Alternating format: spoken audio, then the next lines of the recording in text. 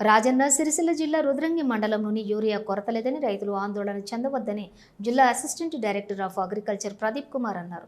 స్థానిక రైతు వేదికలోని మీడియా సమావేశం నిర్వహించిన అనంతరం అధికారులు మాట్లాడుతూ రుద్రంగిలో యూరియా కొరత లేదని, రైతులకు అవసరమైన యూరియా అందుబాటులో ఉందని అన్నారు.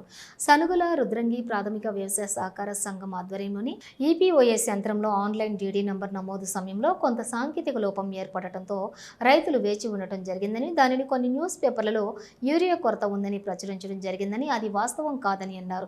రెగ్యులర్ గా యూరియా స్టాక్ వస్తుందని, ఇప్పటి వరకు దాదాపుగా 10,000 బస్తాలు పంపిణీ చేయడం జరిగిందని అన్నారు. యూరియా కొరత లేదని, సాంకేతిక లోపం వల్ల యూరియా పంపిణీ ఆలస్యమైందని, ఇక ముందు సాంకేతిక లోపం జరగకుండా ఉండేలా చర్యలు తీసుకుంటామని అన్నారు. ఈ కార్యక్రమంలోని ఎంఏఓ ప్రియదర్శిని సిబ్బంది పాల్గొన్నారు. మొన్న ఆదివారం రోజు మనకు యూరియా రుద్రంగి ప్యాక్స్లో యూరియా రావడం జరిగింది.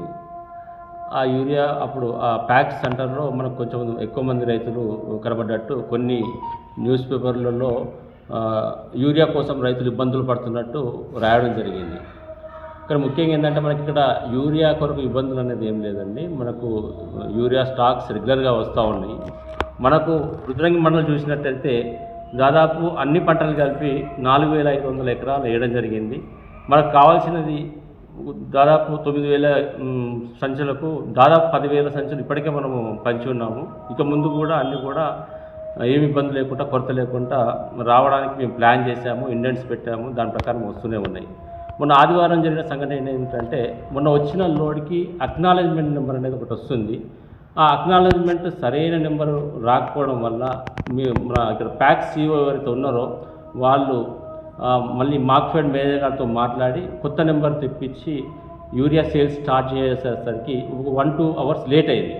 ఆ లేట్ కావడంలో ఇదే క్రమంలో రైతులు ఒకరికొకరు ఎక్కువ మంది జమ కావడం జరిగింది. ఇట్లాంటి ఈ క్రౌడ్ని చూసి మన కొన్ని న్యూస్ పేపర్లు యూరియా కొరత ఉందని చెప్పేసి కొన్ని పేపర్లలో ఇవ్వడం జరిగింది. ఇది వాస్తవం కాదండి. ఇది ఓన్లీ సాంకేతిక సమస్య. ఆ సమస్యను 1-2 అవర్స్లో క్లియర్ చేశారు. మళ్ళీ యూరియా సేల్స్ యథావిధిగా జరిగింది.